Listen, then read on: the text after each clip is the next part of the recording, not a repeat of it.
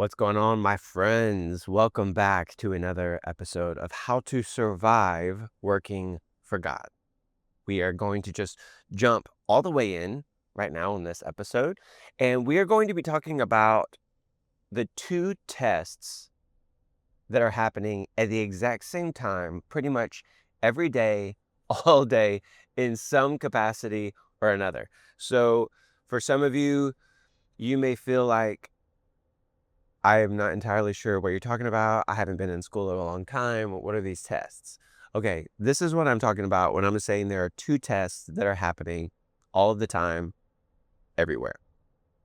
So let's say you come into contact with somebody and there is a decision that needs to be made. And the two of you have somewhat equal weight when it comes to decision making.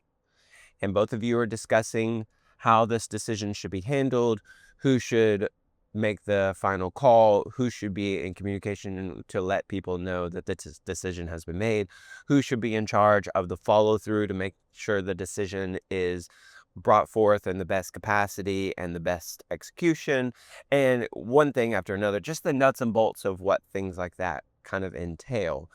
And there becomes a little bit of a rift between you two, because maybe you agree on 50% on how the decision should be made, but there's 50% that you disagree on.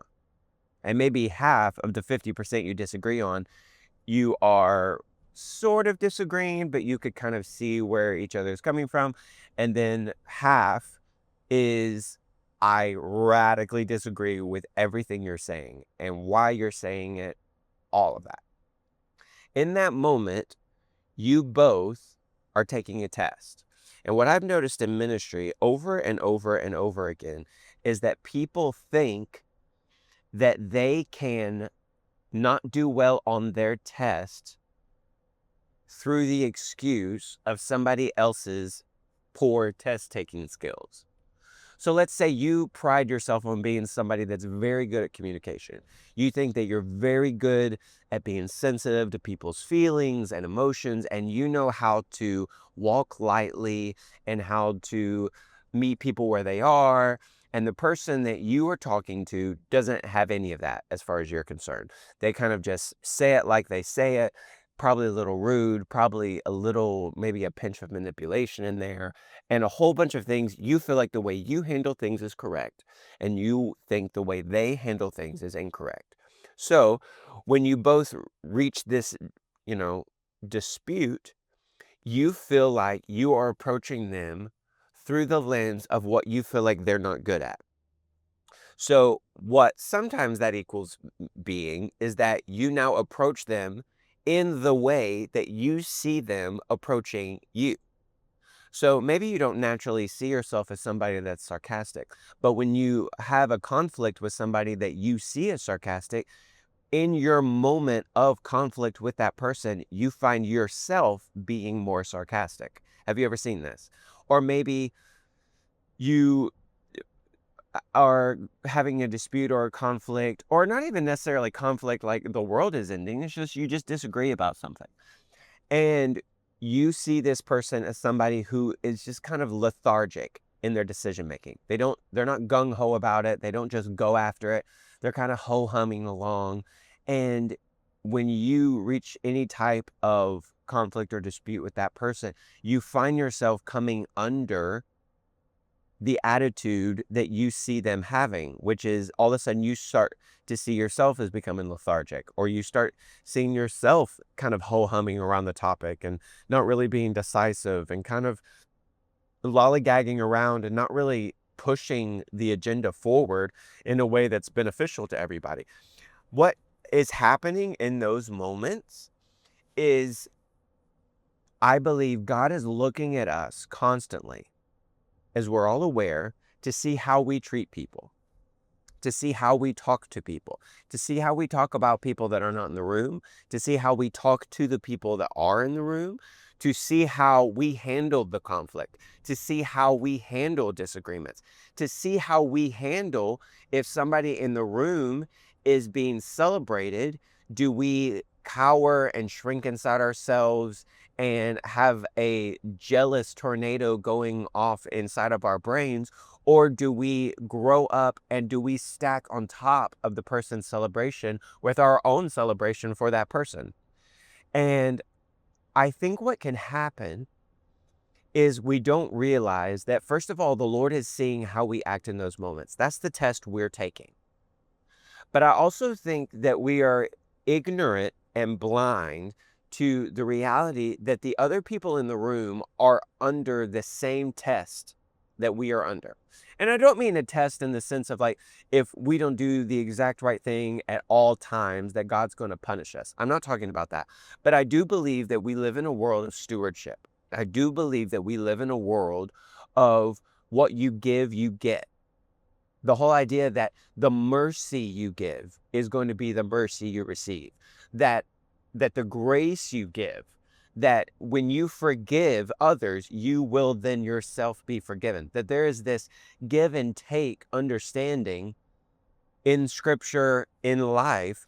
And I think that is the facet of how I'm approaching this. So I want to make sure there's a distinction, because I don't want anybody to now put a pressure on yourself. Like, I got to get A plus on this test I'm having in this meeting, or God's gonna, slap me on the wrist. That's not what I'm talking about. I am talking, however, about making sure your path forward has as many dams out of the river as possible, that your path is lit as much as possible, and we're removing the obstacles as much as possible for the Lord to have free reign to order your steps. That may be ordering your steps right where you are, could be ordering your steps into a different position or a promotion or more influence with your voice where you already currently reside. Whatever it is, I want to make sure that we are paying very close attention, not just to passing our own test, but that we are also not living in a make-believe world where we are unaware of the fact that other people are also taking tests. And if we think people are really bad at taking their tests, we will think God will grade our tests on a curve. We will think that somebody may have a very poor test taking ability. I'm not saying those people don't exist. I'm not saying you've never been in an altercation with somebody or in a meeting and somebody has spoken down to you. I'm not saying that's never happened. Maybe that has happened. Maybe it's happened often, maybe too often, if we're honest. Or maybe somebody has disagreed with you and they don't really have a communication style where they know how to disagree in a way that leaves you with integrity. They only know how to disagree in a way that makes you look and feel like an idiot. That is poor test taking ability on their end, and they need to deal with that. But what we're talking about is, how do we react to their poor test taking ability? Do we let it make us now fail our own tests? Or do we grow above it and we make sure that we pass our own tests regardless of anybody else's test taking abilities? That we make sure we pass our own test instead of being super obsessed and focused on everybody else's ability to do well or do poorly on their own tests. Sometimes we think God will look at us having an attitude and he will think that it's not a big deal because, well, that person kind of made them have an attitude. They pushed them in a corner. They kind of already were being a little manipulative and a little short-sighted, and they were already trying to like make a fool of them. And so their natural reaction, if you get pushed into a corner long enough and hard enough, they're actually going to, burst out of that corner like a lion and just start ripping people to shreds. You obviously can't blame that person for them. I don't think that's how the Lord sees it. I think the Lord sees it in a way of, it doesn't matter what anybody else is doing on their test. I will take care of what other people do in their test. I'm talking to you and your test. I'm talking to you, and I'm talking to you specifically about your test. There's a story in the Bible where um, Jesus is walking with the disciples and he is having a conversation with Peter. And as he's having this conversation with Peter, he looks at Peter and he basically starts telling Peter how one day he will be a martyr.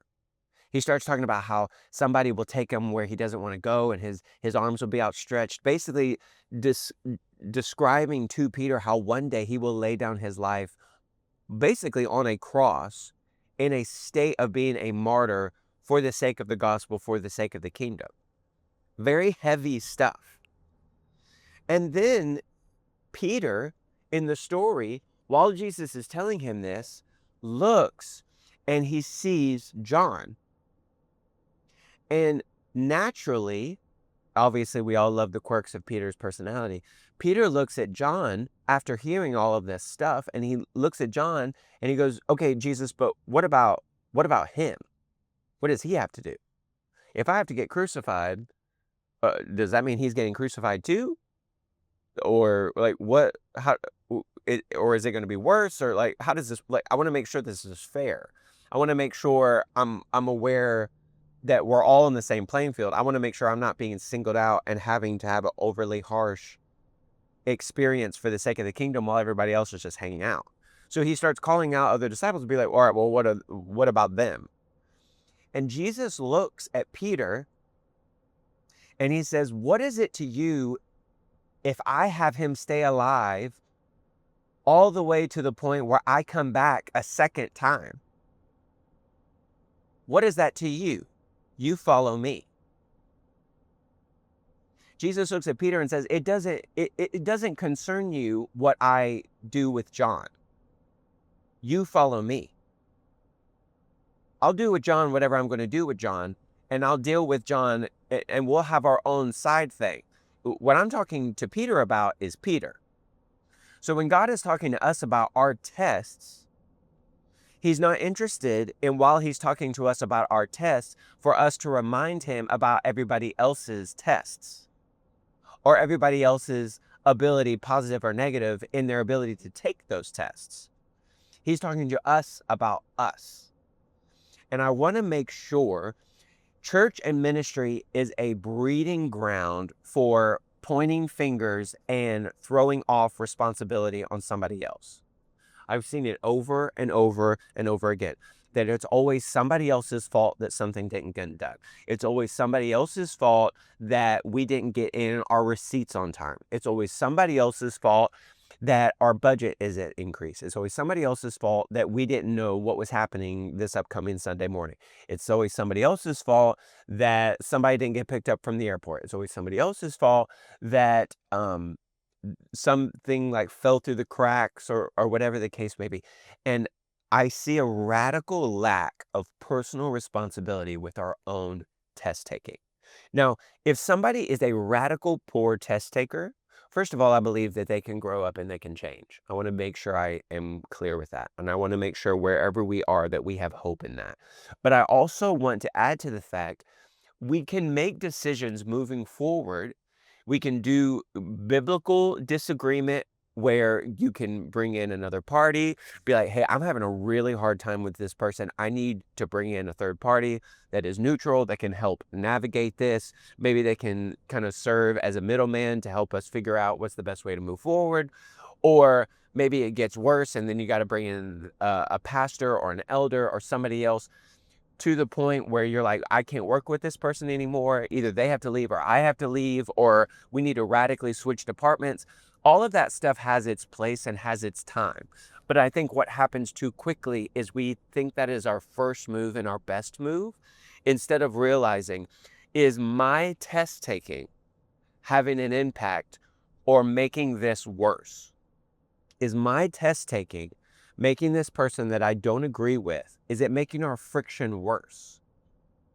Before I even have a moment of friction with that person, am I mad when they walk in the room?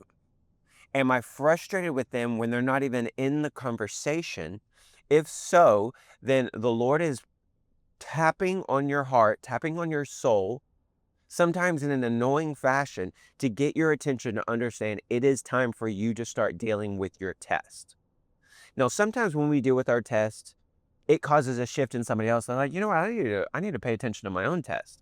And then it starts a ripple effect in a glorious, amazing way. And everything starts, it's like a rising tide lifts all boats. It's like everything starts getting better and more healthy and more joyful. And everybody's a lot more happy to come into work. And everybody's not as tense and nervous when certain topics get brought up, so on and so forth. Sometimes you will see no impact. that nobody is following your lead, that nobody is now concerned about passing their test because you are passing your test. But again, I would use the words of Jesus here and say, what is that to you? You follow Jesus. Don't be concerned about what they're doing and what areas that you think are correct, what areas that you think are incorrect, and who's to say if you yourself are correct or incorrect. But at the end of the day, you need to try your best. I need to try my best every single day. Pass our test. There are two tests happening all the time. It's the test you're taking and the test somebody else with you is taking. And regardless of what they do in a good way, bad way, indifferent way, the power of you having a peaceful soul is realizing the responsibility you hold in passing your test. Don't be concerned about what they do. Don't be concerned about what they say. Don't be concerned in the way they say it.